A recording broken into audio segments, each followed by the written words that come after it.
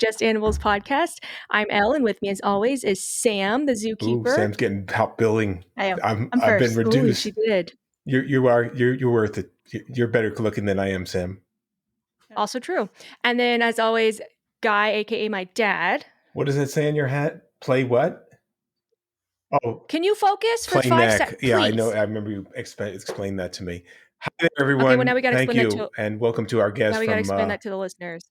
Wait, no. And now we've got live from New Zealand. We've got Paul O'Shea from Kiwis for Kiwi. We're super excited to have him. Thank you so much for coming on. Go ahead, tell us a little bit about yourself, Paul, and your organization. It's a pleasure to be here, Al. Thank you so much for the invitation. So my name is Paul, and I work for a charity over here in New Zealand called Kiwis for Kiwi.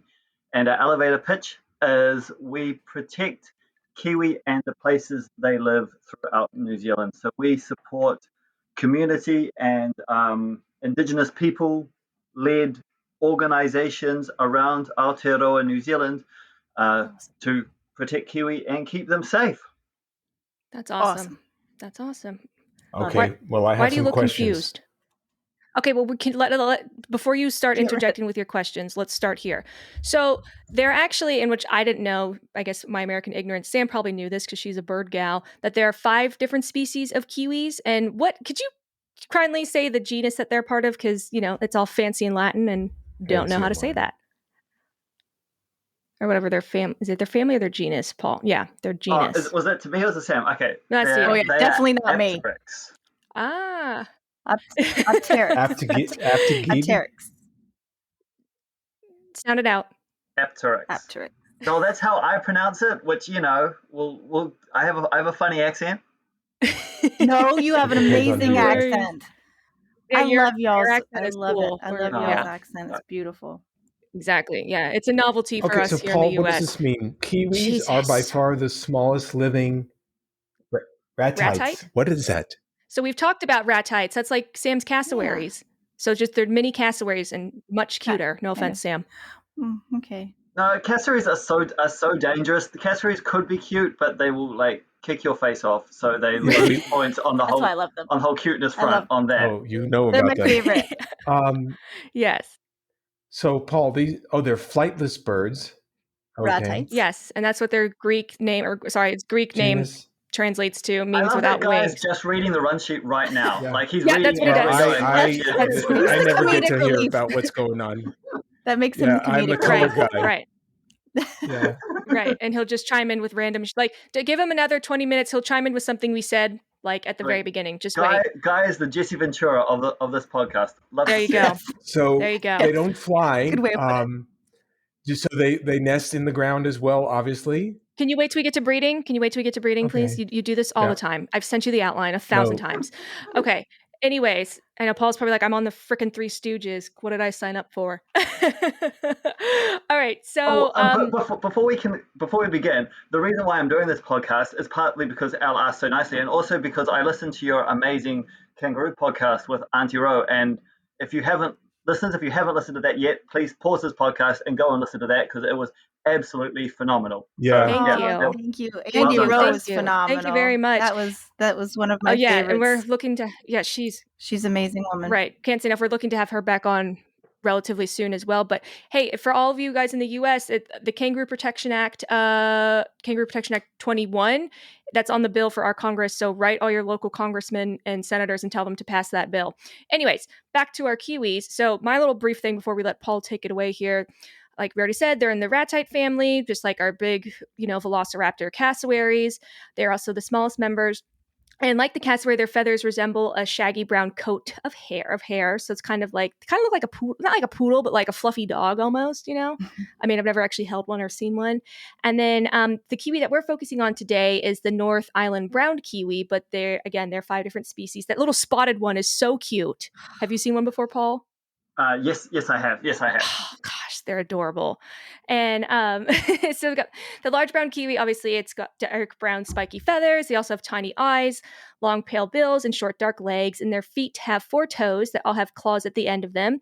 And this particular kiwi is about the size of a chicken at the height of 20 to 20 inches tall. Sorry, we don't convert to communist units. What? Females weigh around 2 to 5 kgs or 4 to 11 pounds, and males actually weigh 1.4 to 3 kgs or 3 to 6 pounds. And in the wild, the brown kiwi can live to be about 20, and in captivity, they can live to be about 30 years. And as for where they're from or indigenous area, New Zealand. So, Paul, go ahead. Tell us a little about like the habitat that the ideal kiwi habitat. Right, 20 to 25 inches seems a little bit tall because that might That's almost 2 be 2 feet. feet. And I don't Okay, that's think what they're it said quite. on the No, internet. no, Okay, I'm just going with what the internet said. just because it's on the internet, you That's why believe it. Abraham All Lincoln, right. he said that. So there was. Did you mention how long they live? Yes. Right. Which is 20 years. So, Is that correct? not exactly. We actually Okay. don't know how long kiwi can live because they are extremely long-lived birds. We estimate that they can live for almost as long as people can live. So we're talking like Wow. 50, 60 years, as long as they do not get eaten by anything, which is, you'll put a pin in that. We'll come back to that at the end of this talk. But yeah, we're looking at up to about 50, 60 years. So they're very Wow. long-lived birds. Wow, that's great. Yeah, assuming they don't get attacked. Okay. Yeah, so okay, obviously they're maybe smaller than your average chicken. But anyways, yeah, so tell us like what's the ideal kiwi habitat in New Zealand? Like I know the brown kiwi is only found on the North Island of New Zealand, but where can you find other kiwis? Like do they like swampy environments or, water fixtures or features? Are they Right. picky? We'll just quickly, I'll go through the 5 species of kiwi. Sure, So please do. there are within New Zealand. So New Zealand is broken up into 2 major islands with a few sprinkling other islands surrounding it. But we're very, not particularly original when it comes to naming places in New Zealand. So we have the North Island and the South Island, and that carries on to our kiwi. So we have the North Island brown kiwi because it lives in the North Island and it's brown. Then we have the smallest species of kiwi, and that's the little spotted kiwi, and that is currently restricted to only those islands around predator-free islands around New Zealand at the moment. Then we have the biggest species of kiwi, and that's funny enough, and it's also spotted, so that's funny enough called the great spotted kiwi. Oh. And then we have our 2 southernmost species of kiwi. So we have our rarest species of kiwi, that's the rowi, and there are only 600 individuals. Rowi is a Māori word that's pronounced R, or it's spelled R-O-W-I. And then we have our southernmost species of kiwi, and that's the tokueka. So that is a kiwi that is found on Stewart Island, our southernmost island, and that's the kiwi that sometimes you'll see footage that will spring up on YouTube or on Twitter or on Facebook about kiwi coming out during the day. For some reason, these kiwi come out during the day. We don't exactly know why. It's not a stress thing. They do this naturally, Okay. but they're night owls, but they're kiwi. Yeah. So Very habitat. cool. Everywhere in New Zealand is kiwi habitat. Before people arrived, there were millions of kiwi throughout New Zealand. And even now that man has changed the environment so much, we've lost so much of our indigenous native forest throughout New Zealand, but kiwi can still thrive even in man-made areas. So our North Island brown kiwi, because that's what we're focusing on, can be found through low mountain ranges, forests, farmland, little bit of swampland, all the way down to sandy dunes at beaches. But Oh, so wow. brown kiwi, they're not particularly particular when it comes to where they'll live, and Sure. so they will stay. They will make their homes anywhere where they can find food. Very cool. Okay, so they're pretty hardy animals. It's like, there's food. We'll hang out here for a little bit. Yeah, they are surprisingly robust creatures, the kiwi. So I'm looking at That's your great. country's estimated Oh, here we go. He's distribution into maps. of the northern brown kiwi. It looks like they Oh, here like we go. to congregate close to the water, not so much inland, but more to the water. Do you agree with that? Well, it's where they're left now, Guy. Like, so it's spaces where there is either predator control work happening, or there aren't as many predators or there aren't many people who have moved in. So they've got a lot more limited range than they once had. Do you have Kiwi reserves or protected areas where people cannot? We have numerous predator-free areas. So New Zealand, we're just going to jump right into this now. Why not? Yeah, so go for New it. Zealand's conservation issues are very similar to Hawaii. So we don't have, although we lost huge amounts of our habitat. Our issue is introduced mammalian predators. So introduced predators that were brought here by people, some by mistake, some mind-bogglingly enough on purpose. And those introduced predators have decimated our native wildlife, because New Zealand is a land without teeth. So when it comes to mammals, we had 2 species of small bat that were insectivores, and various fur seals and seals on our coastline. But we did not have mammalian predators. So our indigenous wildlife evolved in the presence of aerial birds of prey. So their defense mechanisms were to stay perfectly still, to come out at night, to be brown and dreary looking. So when an eagle or a hawk or an owl flies overhead, you stay still, you blend in with the undergrowth, you're safe. Unfortunately, when animals were introduced that hunt by a sense of smell and run along the ground, staying perfectly still is literally the worst thing you can do. Oh no! So they're literally they're instead of sitting duck, it's a sitting kiwi. They are a sitting kiwi, as is a number of our wildlife species. Now I'm going to get another plug-in for a podcast that is just being released now. Perfect, do it. Well, it's made in New Zealand. It's made by RNZ, so our equivalent of PBS. Oh, cool. It's called The Wild, and it's a look at the New Zealand conservation story. So from what we've lost, what we're gaining, to what we're to how we're going to save our wildlife. So add that to your watch list, everyone. Absolutely. Yeah, it's fantastic. Perfect. All right, so Sam, Sam, we lost you.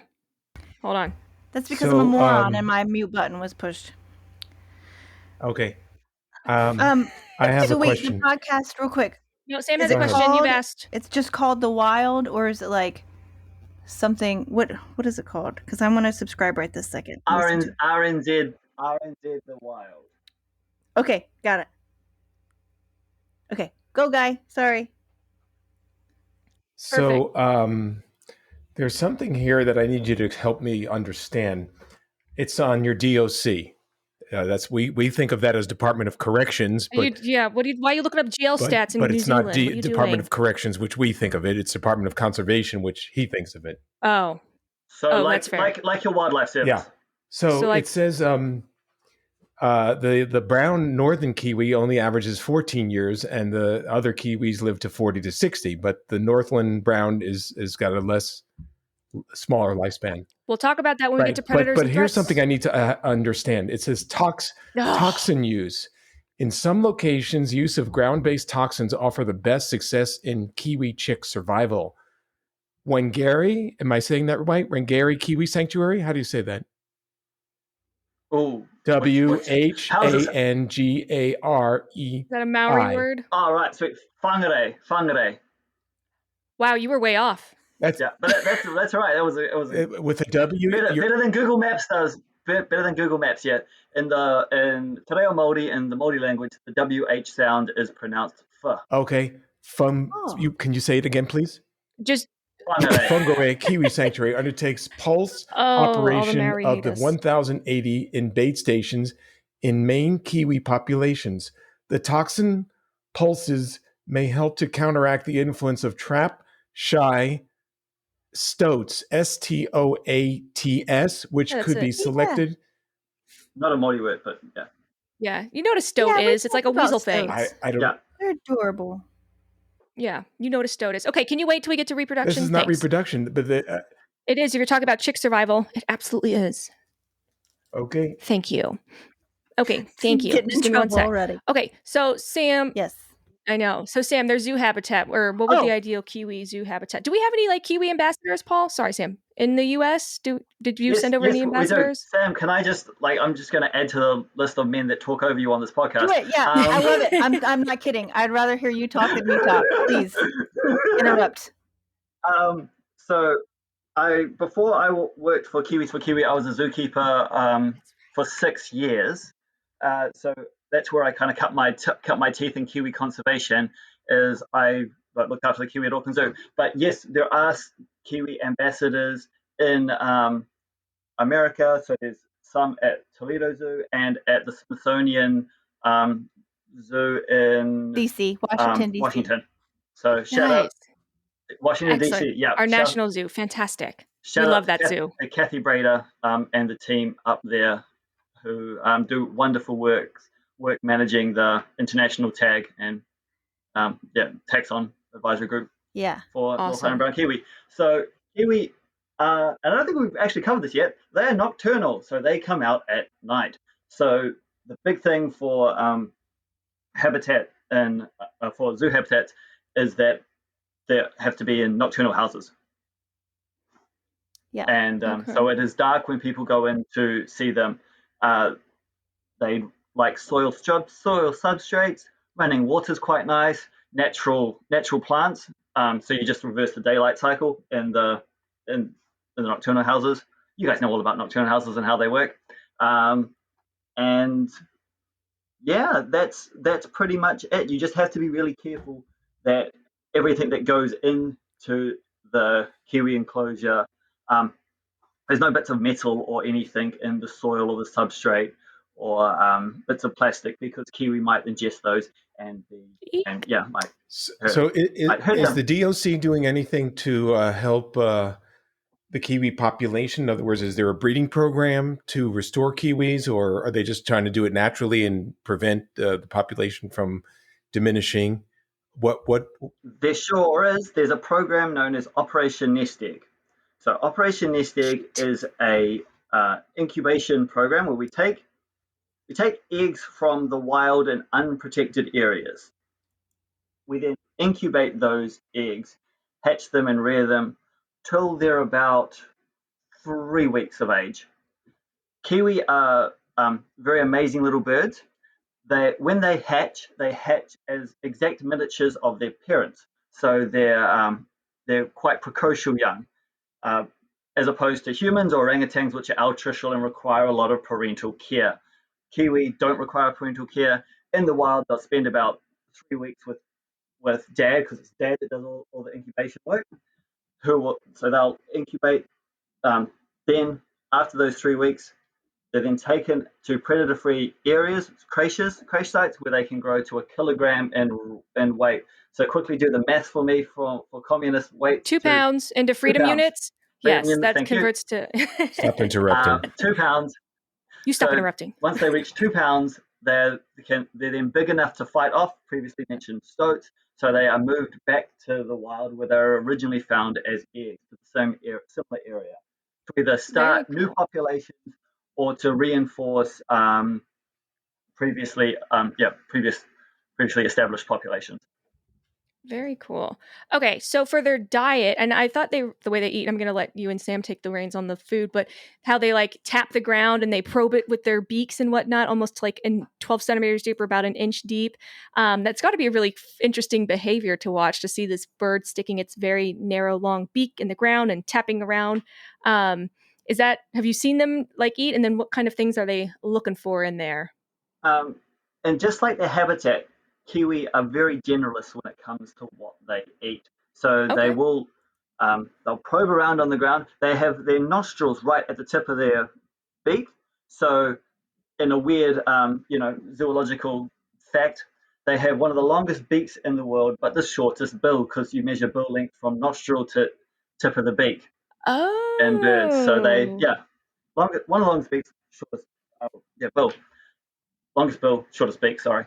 So they'll probe in the ground, and they can sense, sniff, or sense from the olfactory sensors at the tip of their beak.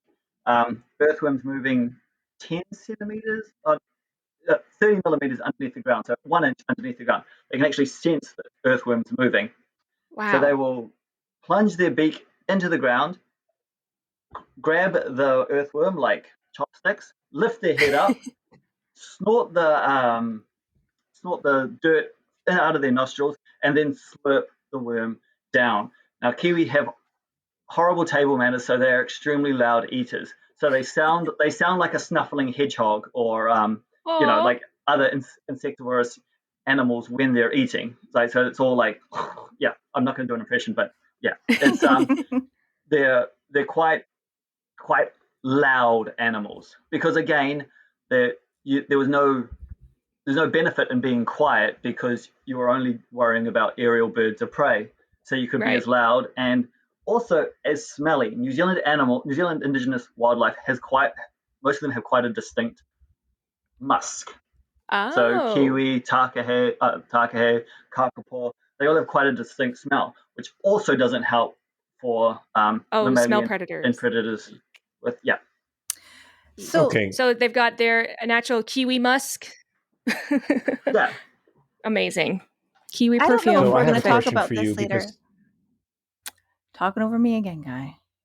I'm just kidding. go I'm ahead. just Go kidding. ahead, Yep. Sam. There he Go ahead, goes. But Sam. we might talk about it later. I don't know. But I just saw something really freaking awesome that I love. So apparently, I'm on the Kiwis for Kiwis site, and people get their dogs Kiwi avoidance trained there. That's what I wanted to Paul. ask. You took the words right out of my mouth. Hey, Oh, good. Okay, well, good. Now Paul can yeah. answer both of your questions at one time. So yes, So I Cool. guess this will kind of fall under our predator and threat section and how we can not hurt kiwis. Right. yeah, so So that's the thing. Like people the issue actually can with get their dogs dogs, avoidance trained. That's amazing. What a good idea. it is amazing. It is not, unfortunately, a silver bullet, because it is quite a short, sharp training. It's in many cases it's a lot more about informing the owner about, Okay. hey, this is the risk that your dog poses, because any dog can kill a kiwi, Oh, from your big German Shepherd to your little Dachshund. They can all kill a kiwi, because yeah. kiwi are ratites and do not have a keel bone. So their ribs do not have that reinforcement that other birds do. Keel bones hold the muscle attachments for flying birds. Kiwi ratites don't have that bone, so their rib cages are very easily crushed. Eek. And previously mentioned how they smell quite distinct. Dogs love the smell of kiwi. So to a dog, Oh. it is this thing that runs away from them, that smells. They just look like chew toys, unfortunately. Yeah, So they do. Yeah. Unfortunately they dogs do. Yeah, won't they kill. do. Dogs won't necessarily eat the kiwi, but they will chase after them and they will grab them. And even if a dog just grabs a kiwi in its mouth, it can still puncture its lungs and mortally wound it and kill the kiwi. So, Guy, going back 3 steps in what you were saying earlier, the reason why kiwi in Northland live on average for Northland is an area of New Zealand, um, at the top of the North Island. Again, we're really, really original when it Yeah, I comes to see our that. naming. Ooh. Yes, the Um, north end of the North Island. Oh, oh, wow. so the reason why we lose them, or we lose kiwi at an average of 13 years old, is because they are killed by dogs, because of the close proximity of people to kiwi populations. So that is the issue that we face with dogs. And kiwi never get to a size where they're big enough to fight off a dog. So they're always under danger from predation, but it's not really predation, because they're not eaten, they're just chased and killed. So kiwi avoidance training is a way to teach the dog, but more importantly, to teach the owner, hey, keep your dog tied up at night, don't let it roam free off lead in a forest. If you can, put a muzzle on it. And that's with we wanted to not only protect kiwi, but we also want to protect our shore nesting birds. So just getting people to keep their dogs below the high tide mark. If you're walking on a beach that might have birds nesting, they're not going to nest below the high tide mark. So if you're walking your dog, keep it on a lead, keep it there. It's not going to interact with, injure, hurt any of the nesting shorebirds. So does the kiwi have any protection from the DOC in terms of, like, do people harvest these birds for food, or no, these all our indigenous wildlife is protected under the Wildlife Act. So yeah, it is an illegal offence to kill, harm, maim any indigenous wildlife in New Zealand. Okay, so that'd be like us killing our state bird. Sam, what's your state bird? I don't know. State bird? I don't care about North Carolina. Probably a cardinal. It's the meth bird. It's the trailer. It's the hillbilly crack meth Probably. bird. All right, anyways. If I lived in some place that I cared about, I'd know. But North Carolina, who cares? Okay. Well, California, it's the quail, so you can't kill quail. No, quails are adorable. Do any people keep kiwis as pets, or? Eek. No, it is illegal to keep kiwi as pets. It's illegal to keep indigenous wildlife in captivity without without specific permits, and those permits are only usually held by wildlife rehabilitation centers or by accredited zoos. As it should be. Got it. Good. Perfect. I do have another question. So I have a friend who works at the Auckland Zoo, but she's from America. But she says that there's... Well, what's her name? Katie. Ooh, or yes, she probably goes by Catherine now. Catherine Anest. Katie Anest.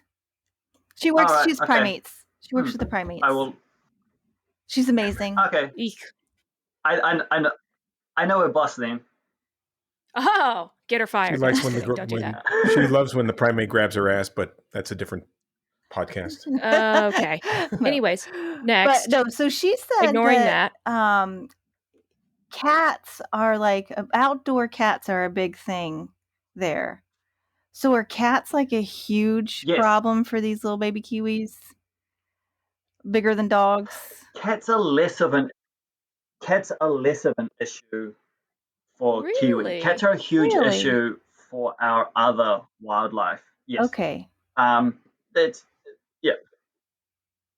I mean, there's research. Yeah, there is some interactions, but yeah, they're not as big an issue as dogs are, and they're not as big an issue as stoats are. But cats are a huge problem for our other wildlife. There was. I'm going to steal someone else's stats. Shout out to John Innes from Landcare Research here in New Zealand. But he did some numbers, and he looked at how many million birds are killed by introduced pests. It includes cats and dogs in New Zealand. So birds and eggs, and he was looking at 26 million birds and eggs are killed and eaten by introduced pests and predators every single year in New Zealand. Ooh, that's a lot. That's a really bad number, I feel like. Yikes. And I don't know if cats eat eggs, but dogs definitely eat eggs. So I can definitely say it's probably the dogs eating all the eggs. Yeah. Well, yeah. And I mean, it's like we have like I'll hit you with some conservation facts, because New Zealand does do some amazing things in conservation, and I'm super proud to be part of it. We're also, because we are an island nation, have been hit so hard by these introduced pests. So over the last 1,000 years of human habitation in this country, because we're one of the last places that people arrived at in the world. So we've lost over half of our vertebrate species. So that is 51 birds, 3 species of frog, 3 lizards, a bat, freshwater fish species, 4 species of plants, and an unknown number of invertebrates. Because you can only imagine a land without mammals, there would have been so many niches, because got to speak American here. Yes, thank you. So many niches available for these invertebrates and birds to fill that. Yeah, that would have been filled by mammals in other parts of the world, in Europe, America, Asia. So yes, it's very sad, and the Department of Conservation, shout out to Doc again, estimate that there are 4,000 living species in New Zealand threatened, and 800 of those species could still go extinct. Now that's birds, it's fungi, it's plants. So, but yeah, there's lots of work to do, and luckily we have the skills. We just need the money to get the job done. But we're not just money, but also people to care, and we're beginning to truly get people to care as conservation projects are getting off those islands and becoming more on the mainland. So we get predator-proof fences around areas, and people are seeing their wildlife. And this is one of the big things that I noticed. I did some conservation work in just north of Santa Barbara for like 3 weeks out of uni. It was an opportunity to, it was a relatively cool opportunity at Sedgwick Reserve. And people, like Americans and other parts of the world as well, see their wildlife, like whether it's coyotes or cougars or bears or even raccoons. People see their wildlife, so they have something to care about. In New Zealand, because especially our most endangered species are nocturnal, they're not particularly colourful, they don't fly. You can't miss what you can't see. So now that conservation work has come onto the mainland, that people are putting traps, putting pest control in their backyard, they're beginning to see more of our native species, and then they begin to care more. So yeah, that's one of the wonderful things that I've seen over my lifetime in conservation for the last 15 years. So these predators to the natural animals that are in New Zealand, obviously they were all imported, right? Yes. Introduced. And were they imported to solve some problem, like, brought in to solve a problem of overpopulation of a specific species, or were they just imported by accident, or what? How did they get there? Why did they come? If you're not watching this on YouTube, you can't see the thumbs up that I'm giving Guy right now, but this is a wonderful question, Guy. So yes, rats arrived with the sailors. So rats were not deliberately introduced to New Zealand, but many of the other species were. So New Zealand introduced rabbits because, hey, it's a fur trade and it reminds people of home. Rabbits with no natural predators reminds people of England. Rabbits with no natural predators did what rabbits do and reproduced into plague numbers. So then people thought, hey, we need to bring in a natural control for rabbits. So it's like the lady that swallowed the fly. Oh boy. So there were biologists and environmentalists at the time. We're talking 1860 here. Said this is a horrible idea. It's going to do horrible things for our wildlife. But the people were saying, no, the rabbits are hurting our farms and doing horrible things to the landscape that we want to graze wildlife. We want to graze domestic animals on. So let's get rid of the rabbits. So stoats and weasels and ferrets were introduced, which are the natural predators of rabbits in Europe. So we swallowed a fly, and then we also swallowed a spider. And unfortunately, these mustelid predators not only kill rabbits, but they also kill our indigenous wildlife. So stoats are the worst thing that could possibly have been brought to New Zealand. They can swim, they can climb. They can swim for about maybe a mile. What? They can climb trees. They're strong enough to kill an animal many times its size.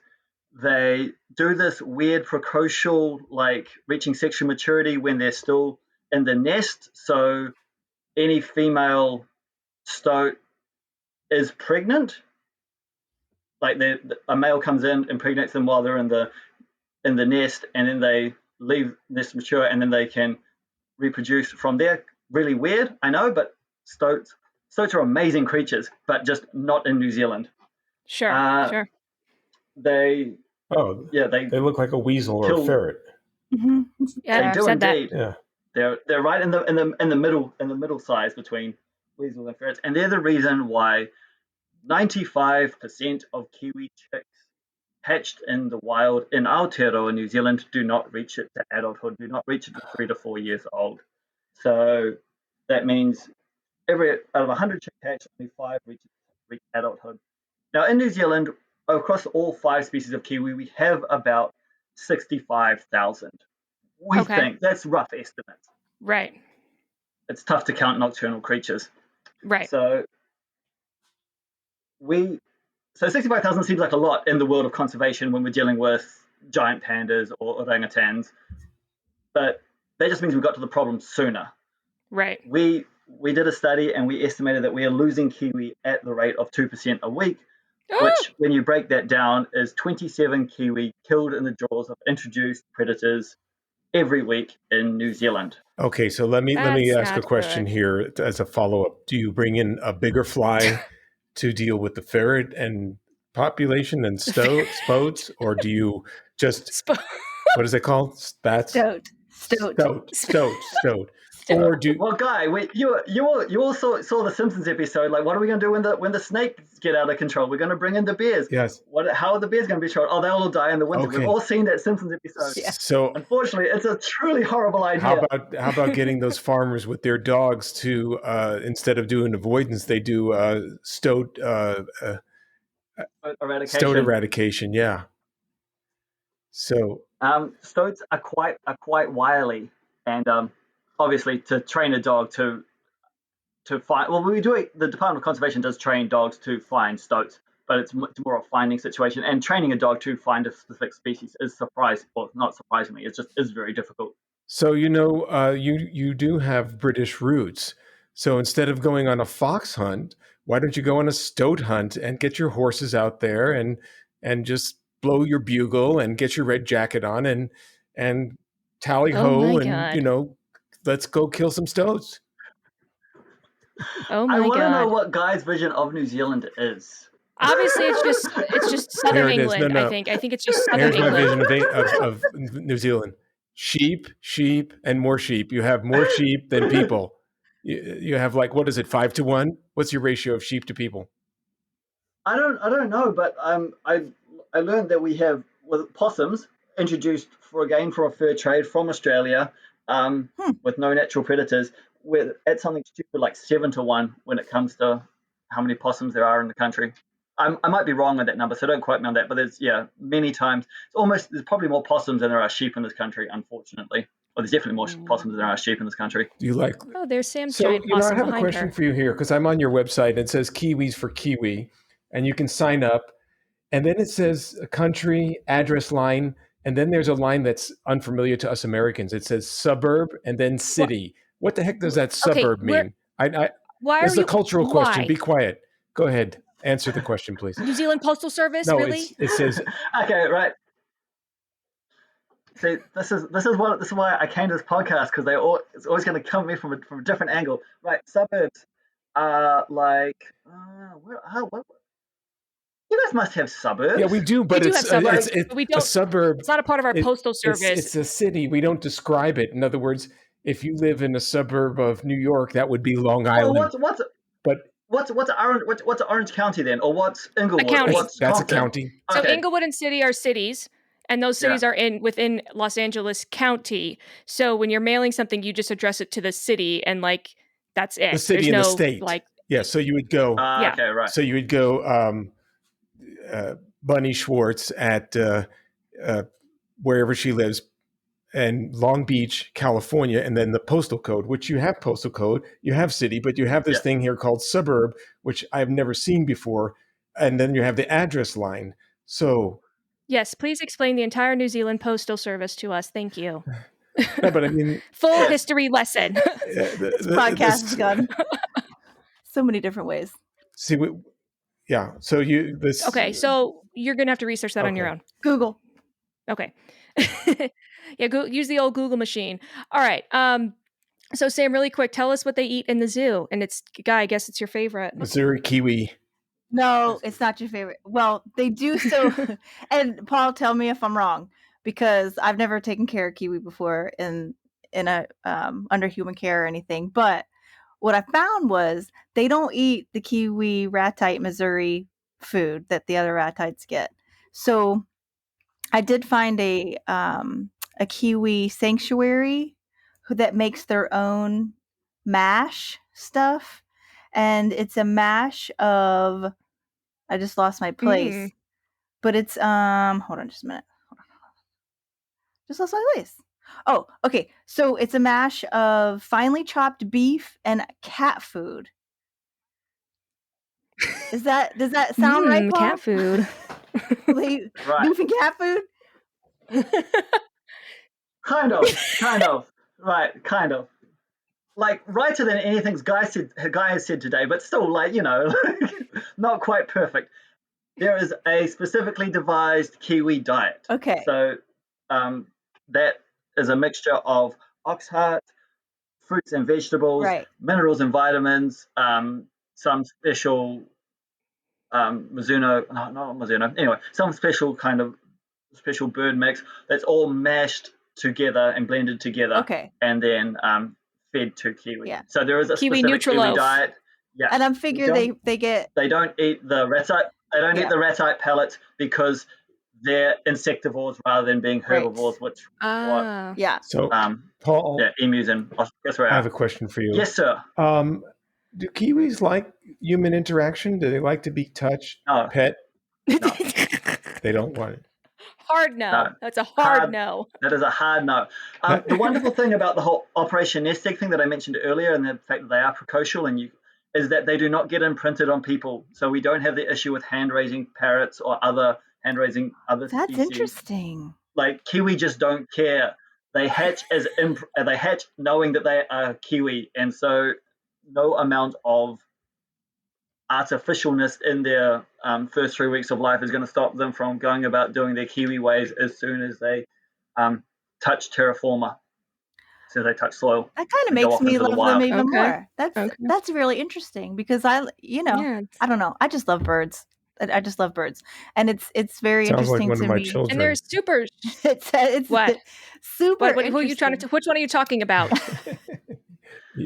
You. And also we haven't asked about fighting yet, and so I need to get onto that. Yes. Kiwi are extremely territorial. They but they do not use their beak to fight. They do not use their beak like swords.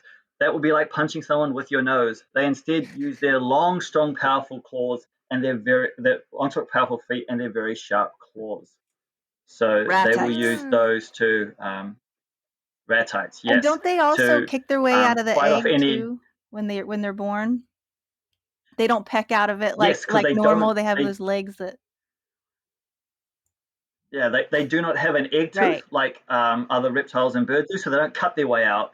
They instead just kind of like push against the back end and kind of explode out of the egg. Like it's an extremely stressful thing. It takes up to 5 days for a Kiwi to hatch from internal pipping to external pipping to actually, expand from hatch from the egg. Okay, so so are they solitary or pack animals, or do they kind of depends?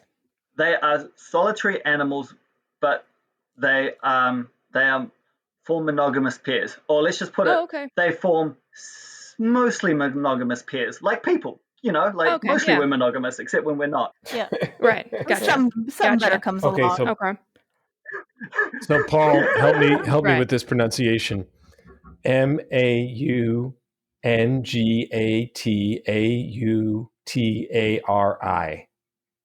Just put every letter in the alphabet. That is Mangatatari. No, that was wonderful. Like if he stopped halfway through, I wouldn't know which place he was talking about. But Mangatatari. Yes. He says it's being the country's largest predator-proof fence sanctuary.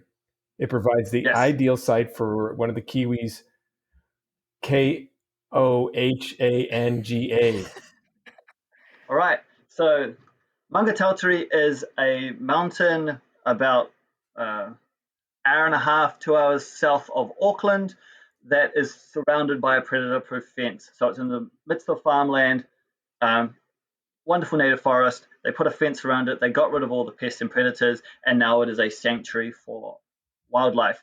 So we use that site as a kohanga, that K word you were looking at there, Guy. Yeah, it's a Maori word. I'm looking it up now. It is indeed. Kohanga is a Māori word that means nest, but kohanga is also the name for our strategy to grow kiwi by 2% per year. We'll grow North Island brown kiwi by 2% per year, because I mentioned that 2% decrease. We were prompted by one of our former prime ministers, who's a friend of the organization, to say, well, what would it take to change that 2% decrease into a 2% increase? Which is a really simple question that nobody really asked. So we did a study and we worked out that the easiest way to do that is to supercharge the work that was already being done. So there were these places, these predator-free sanctuary sites around New Zealand that had kiwi released to them, and they would slowly fill up. And then once they'd reached their carrying capacity, there was no more space for kiwi. Those offspring of those kiwi originally released there would be taken back to the mainland to start new populations or to strengthen already existing populations.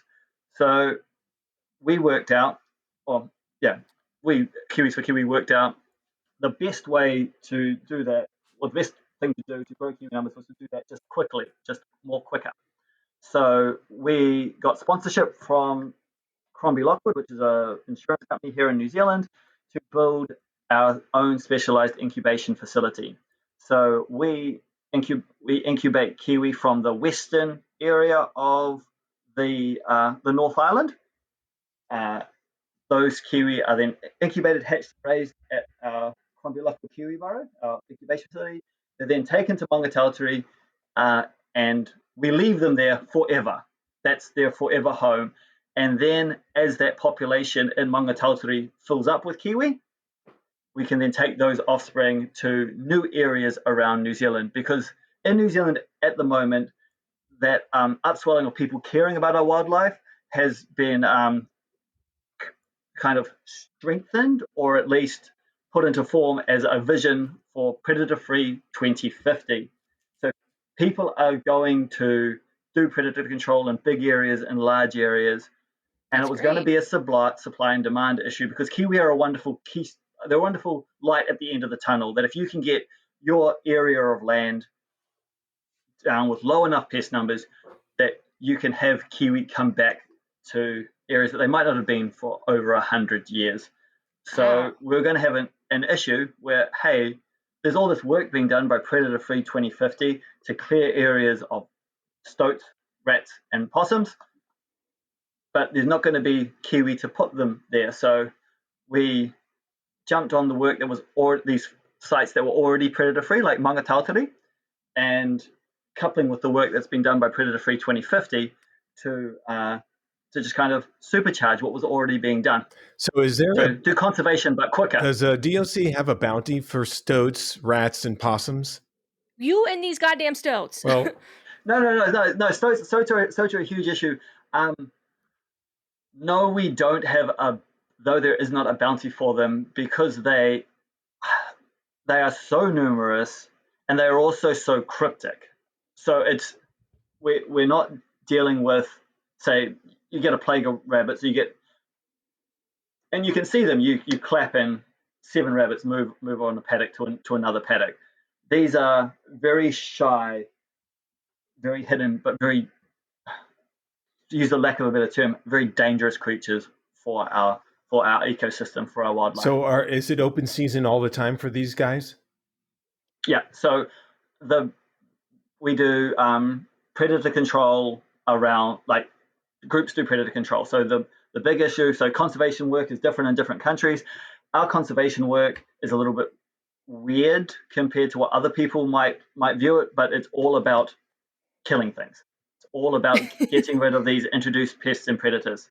Well, it's a good thing you don't have our wildlife. You don't have any wild pigs there, because we got wild pigs that are killing our agriculture.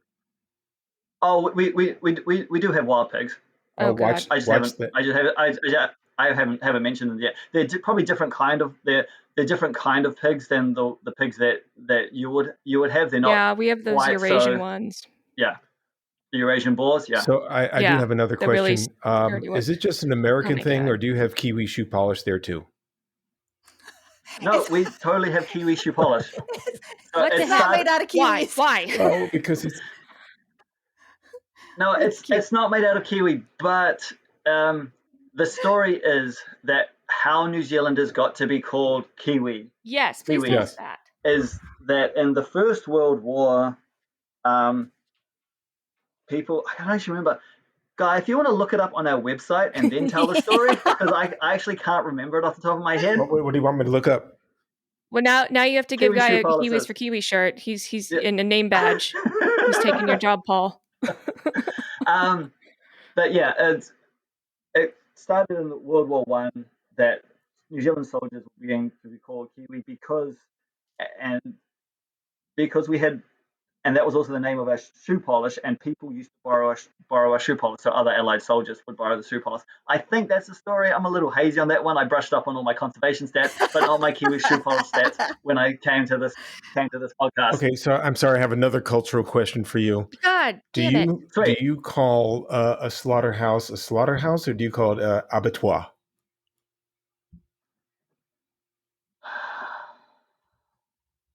Because that's a really good question. Australia, they meatworks. We call them meatworks. A meatworks. That's even a third thing. Meatworks. Yeah, because that's really interesting. Auntie Rowe called it abattoir, and yeah, and so did Mark Pearson. Kiwi is an Australian brand name of a shoe polish. I thought it was an American company. Well, what do you know? Learn something new every day. No, it was a New Zealand company, and then it's been sold. But yeah. Wow. Hey, it's okay. So speaking of what? Speaking of what? Go El. Speaking of what? So just speaking of that, let's touch on communication and reproduction real quick, because that seems like quite a bit. Since they don't have, I want to get to my favorite part about the egg. We'll touch on the egg before we go, because we're almost sitting an hour here. But we have to talk about the gargantuan eggs, Paul. That's my favorite part of Kiwis. So we have to talk about how big and fat their eggs are, and their noises. Yeah. So. All right. So Kiwi communication. Kiwi will call to each other to signify like territorial bounds and to reestablish kind of monogamous, like their romantic bonds, pairing bonds. Right. Yeah, pairing bonds. Can't believe I said romantic bonds. Yeah, to reestablish those bonds. The male and the female have distinct calls. So if you're listening, you can hear, oh, that's a male Kiwi, that's a female Kiwi. So you can tell them apart. Beyond that calling, the chicks will make little cheep sounds. But yeah, they're not, and they'll snort when they eat. But there's not a particularly elaborate calling structure that you might have in songbirds or in other species of birds. They're pretty much limited to that when it comes to the calling and bird song, which I use in big italics there when it comes to Kiwi. Now, reproduction. Okay. Now, Kiwi are referred to as honorary mammals for a number of reasons. Just the way that they act and the way that their behaviors that they have and their physiology. So Kiwi have 2 functioning ovaries. Most birds only have 1. So the Kiwi will they will mate and produce an egg. Now, this egg takes 30 days or so to develop inside the female, and when it is ready to be laid, it takes up 1/5 of their body weight. So, Sam, hit me with the numbers in American, please. Okay, hold on, I gotta find them. So, are we talking about when? Okay, so I found this is the size of the egg. Okay, the size of the egg. I have. Okay, it says so it takes up that much of the weight of the female, and then just for comparison, that would be that's correct what you have. Yeah, that would be like a 120 pound, which is a 54 kilogram human female, giving birth to a 24 pound, or that's 11 kilograms baby. Like that's how big this egg is in this body, and you can look up online. You can see kiwi skeletons, and it'll have an egg in there, and you could just see how much of this poor little body it takes up. It's amazing. It's insane. It's awesome. And then she will do it again. Yeah. She will produce not 1 egg, but 2 eggs. What? 2 eggs. And then once the second egg is laid, Kiwi eggs are amazing things. the male won't start incubating until the second egg is laid. Wait a minute. So We have to incubate the baby? Yeah. Hey, females just laid like two. She just like crapped out a goddamn VHS cassette. What do you mean? No.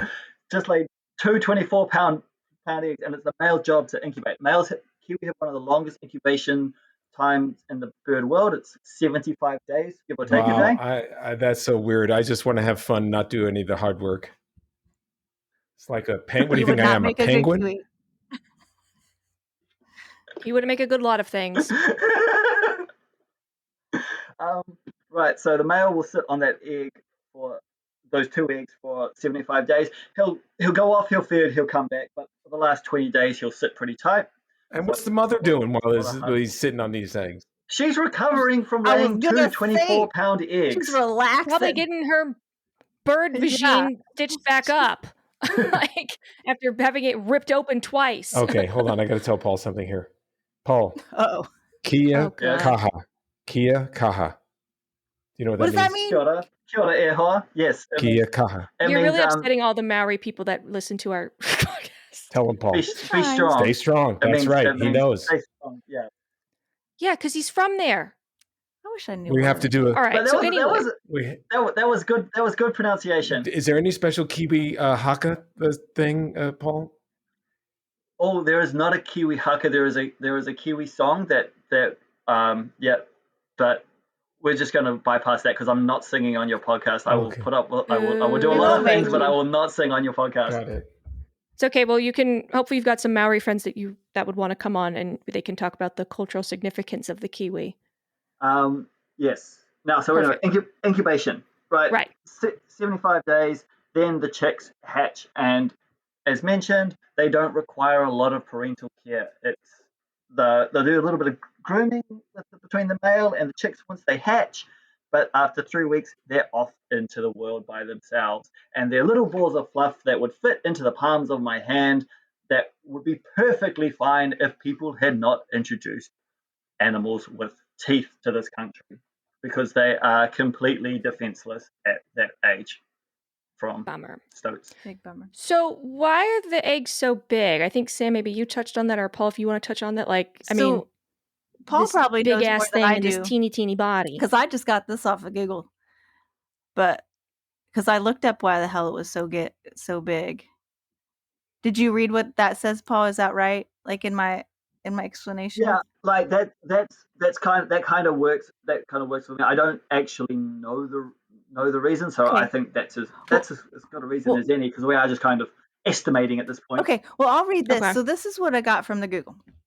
So it said that so from way back in the day, it is probably due to an abundant food source providing plenty of raw material for egg production, and the kiwi's loss of flight eliminated the weight limit for the egg. So it didn't matter how it didn't need to be small. And then the lack of predatory pressure on a bird that historically had no native New Zealand predators. And the large egg results in a long incubation period. And as ancestral kiwis decreased in size, the eggs stayed the same size, allowing for a more developed, and that's one of our vocabulary words, precocial. So more developed and precocial chick needing less parental care. So that's what I got off the internet. Makes sense to me. But yeah. So I learned when doing this Kiwi research that's nuts, that they have modified feathers on their face that are kind of more whisker like. So is that true? Do they have these little teeny tiny whisker looking feathers? Yeah. Yes, they do. Yeah. So the whiskers form, and the joys of evolution, and they form functionally very similar to what cats' whiskers or rats' whiskers do. Mm-hmm. Stick your head into a burrow. If you can get your head in a burrow without the whiskers touching, then you know that you're not going to get stuck, and so you can go through. So, gotcha. And also other slightly more elaborate sensory details. But that's the one that I tell children because they can understand. Right, they can relate to that and comprehend that. And then also that they've got poor eyesight, but they are very good at hearing, and their ear openings are pretty large, and that they've got their little wings are only 5 centimeters long. They've got those rat wings. So They do, but even smaller than, say, like, emus, Right. or emus or ostriches. So kiwi have what's called a vestigial wingtip, so it's only about the size of the tip of your finger, and it's a vestigial organ just like our appendixes are. So it once had a purpose, but it no longer has a purpose now. They, unlike a lot of nocturnal birds, or nocturnal animals, they have very poor eyesight, so they rely on their sense of smell, hearing, and those whiskers to find their way through the world. All right. Excellent. Well, we got to let Paul get back to, I don't know, breakfast. You just want to go in the pool. Yeah. So Paul, do you know this? you. Hold on a second. Hang on. Oh God, do we we have a haven't song? had music in our. We have a song. Yeah. What are you doing? Guy likes to find No. songs.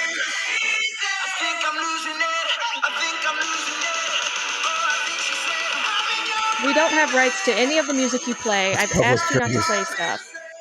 It's not public use. That's Harry Styles, Kiwi. Harry Styles. Oh, that is Harry. Okay, right, sweet. I was like, okay, it's not a New Zealand song. Is it an Australian song? And guys just forgot there were two different countries again. Aha, got him. No, it's Harry Styles, Kiwi. No, but that song ruined our Google alerts for a strong year. Like, just when you have Google alerts set up for Kiwi, and it's just Harry Styles. Who wins? Damn it, Harry Styles. Who wins in oh, not football. Rugby. Yeah. Do you guys beat Australian rugby? Yes. We're significantly better than they are at rugby, and so they stopped caring about rugby. Oh, because they suck. So now we don't care anymore. So it doesn't matter. So who's your next competitor? Is it Britain or is it some other country? Yeah, it's England. It's France. Yeah. All right. I hope you beat the crap out of England and France. Why is that? And because it's England and France. Why not? Yeah. New Zealand's way better than England and France. This is important podcast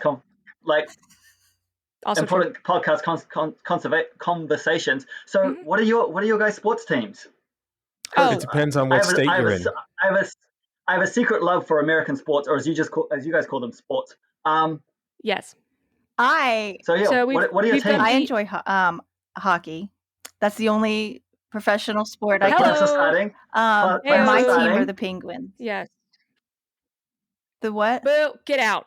Shout out to Sidney Crosby and the boys. I've got a friend who lives up in that's my team in Pittsburgh Penguins. Pittsburgh. Yep. Yeah, the Pittsburgh Penguins. Cool. Okay. Well, I used to enjoy. Oh, by the way, I looked up We're Sharks calling Paul a Kiwi is not derogatory. It's in a term of endearment, as a matter of fact. So well, I don't think they would have an organization with like Kiwis a derogatory term, and then the PC police are always changing depending on which way the wind is blowing. But I used to like basketball, Paul, until they got a little too. Okay, we're not doing. You don't go there. Anyway, so we like basketball. Diehard ice hockey fans, go Sharks. I grew up with baseball. I never. I grew up with baseball. It's American a little slow right now to me to watch it, but you can talk between the innings and the thing is with our football, which you call soccer, it's not soccer, it's football, but American football, it's too much starting and stopping and special teams. Just get out there and play like rugby. Get out there, do it all. That's why I like hockey. What? If somebody gets hurt, it's hockey. Hockey's similar where they just send in the replacements right away. But you have a special team for this and a special team for that and a special team for this, and it's too. Don't think he knows a lot about football. He doesn't. That's all he knows is special teams. All he knows is special teams. Okay, right. I know a lot about football. I was worried. No, but it's. No, he literally the only thing he knows is special teams and like Aaron Rodgers. It's like watching your kid at the swim meet. You have the 20 minutes of action and you have 20 minutes of downtime, and. Okay, so anyways, he's acting like he knows football when he doesn't. I don't. Yes. I know baseball. See, there it is. Baseball. There it is. Boring. There it is. So he's just going to keep repeating special teams and throwing Aaron Rodgers to seem like he knows what he's talking about. But what's your baseball team? What's your baseball team, Guy? Well, I like the Giants. I also like the A's, but the San Francisco Giants. I love Willie Mays. But hold on, I'm going to be right back. What do you guys think about the A's moving? Don't go there. What? That stadium. How dare you? That stadium is held together with duct tape. I don't know if you. Which is true. I swear to God, it's held. The waste from the bathrooms come down the stairs and just go right down into the dugout. No, my brother literally pulled duct tape off of a seat once, like that. The duct tape thing is very real, but it's it kind of fits our image. It's a scrappy team, but our mayor is just not doing a good job of keeping our sports teams around. So that's kind of a sore subject right now. But they do need a new stadium, so you have to give them an that. Interesting topic for you. So December is our winter, obviously. So football is played in the fall, winter. And I only went to one Raiders game a year, and every one I went to, it was hot. I was dying. We were baking in the sun. And I said, okay, we're going to go in December. We were still baking in the sun, even that's in Oakland, which is about 38 degrees. By the sea, 38 degrees north latitude. But it was... Yeah. Oh, because everyone just knows where that is. Well, Thank you, Bill Nye. I don't know what the latitude... What city are you in? Auckland. I don't know what the latitude is of Auckland, but I've been to California, so I know. Speaking of that, the guy that sings that song "How Bizarre," which, Dad, you should have played that song because he's from Auckland. Yeah. He is from Auckland. Yeah, Puli Fuimana. Yeah. Do you ever see him? No. Rest in peace, Puli Fuimana. Oh no. Puli Fuimana died. So you live near the date 15 years ago. He was talking. I'm sorry. God damn it. Yes, yeah. We live next to the dateline, so we're the first place in the world to see the sun. Right. Okay, so suck it, British Empire. You're around 37 degrees south latitude, which I'm not sure which way your currents are. Your currents coming from the north, or your currents coming from the south? Mostly coming from the south. Oh, so you have cold water. Yeah. That was okay. Rich oceans though, because it's like coming from the south and then a little bit from the north, and then they meet up. Oh yeah. That's where Very so cool. Is Auckland between the north and the south islands? Auckland at the tippy top of, well, not tippy top, kind of 3/4 of the way up the North Island. You can Google us. Well, on Google. I am Google. Yes, they are on the Google. There you are. But R.I.P. to the guy that sings "How Bizarre." Is his family still around, or does he have any relatives in Auckland still? Yeah. Do you know them? Yeah. No, I do not know any of the team from Pharmacy. It's a big city. Well, Puli Fuimana's family. Okay, no, but to be fair, I know the one Auckland zookeeper that you know, Sam. So yeah, exactly. So it's not that big. It's not that big. So, question: he could know the guy who sings "How Bizarre." Yeah, exactly. Conservation's a small pond. Do the people live on Rangitoto Island and Motu? Oh my God! Literally, we're never going to get a Maori guest on because you're butchering these names so horrifically. No, they don't. They don't, because Rangitoto exploded. My history's so bad. 400 years ago, 500 years ago. Yeah. So, but there are no people that live on that maunga. What about Wahiki Island? No, there are people that live on Waiheke. And how do they get to the mainland, so to speak? Is there a ferry or? Yes, we have boats in this country. Oh, good. Boats. BOATS, boats. Not stoats, boats. I thought they were on the outriggers. Did they use outriggers? Oh, I love it. I'm crying. Wait, I have something I have to ask. They have a city called Menagerie. Mangerie? Oh, no. Mangere. Oh, boy. Yeah. I've got to work on my Maori pronunciation. No, but that's now, all right. Now, wait, here's something very interesting, because I have one of these in Brooklyn, too, and that's called flat bush, but we don't have a space between flat and bush. You have a space, flat bush. There's a section, a neighborhood. In Brooklyn, called Flatbush, but no space. And I was going to say something obscene, but I'll just leave it. Shout out to Joey Badass and the Flatbush Zombies. There you go. Oh, look who knows Joey Badass. Okay. What does this mean? Someone brought it back for me from New Zealand, and it's got Rattle your dags. No, that's definitely Australian. Rattle your dags means to hurry up. Oh, it says New Zealand though. Oh, does it? Okay. Rattle your dags. It's a really gross, dags are the bits of poo that hang off the back of a sheep's bum. Yeah. So to rattle them means to move them back and forth, right? If something rattles, so it means you're moving your back legs really fast. So it means to move quickly. All right. That's amazing. That's classic. You are a knowledgeable Thank you, Paul. We're gonna have to have Yes. Okay, so we're gonna have to have Paul come back on so he and Sam can compare zoo notes. Yes. But real quick before we go here. No, I just want to say everybody go to kiwisforkiwi.org and you can donate, and you can buy the most adorable little book that I was just looking at. Paul. Oh, sorry. And chocolate. That's all. I'm getting me some. Okay. All right. Is it all natural kiwi chocolate? You squirt kiwi musk on it? No. They put their kiwi shoe polish in the chocolate. I expect that from Guy, not from you. You're better than that. Right. Okay, mate. I am his Can I say mate? Is that okay? Is that that's offensive. That's offensive. You can say mate. Right. So go ahead, plug the organization. You can find us on all your favorite social media platforms at kiwisforkiwi.org. No spaces. KIWISFORKIWI. Go and visit our website. Don't forget to subscribe to that RNZ podcast called The Wild. Don't forget to listen to Auntie Rue's podcast because she's a significantly better guest than I was. And hopefully you'll let me come back and we can talk zoo stories because we would love to have you back. That'll be fun. Absolutely. What did you call the meat? The slaughterhouse? Meat what? What is Meatworks? Meatworks. That sounds like a software company. Meatworks. You know, it's like what's in your McDonald's McNuggets? Meatworks. It sounds like a pickup bar. Meatworks.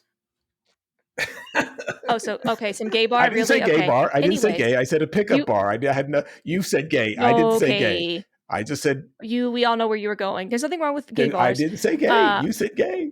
Hey, gay bars are fun as hell. That's right. All right, so thank you so much for coming on, Paul. We hope to have you back on again soon. Thank you. I do You're a live good near sport. one. Yes, hopefully you had fun. Be sure to check out Kiwis for Kiwi. Donate, buy some of their merch. Do you have any kangaroos in New Zealand? Dear Christ. No, that's Christchurch. Yes, but I will talk to you about that next time. Okay, guys. I'm not going to answer your question. Okay. Kirk out. Right. Now. Keep them waiting. All right. Thanks again for listening, guys. Send us an email, justanimalspod. Follow us on Instagram. We do have merch coming out. I'll be posting that probably right after this episode. Paul, we're going to hook you up with one of our very first shirts. So be on the lookout for that. And we'll see you guys next week.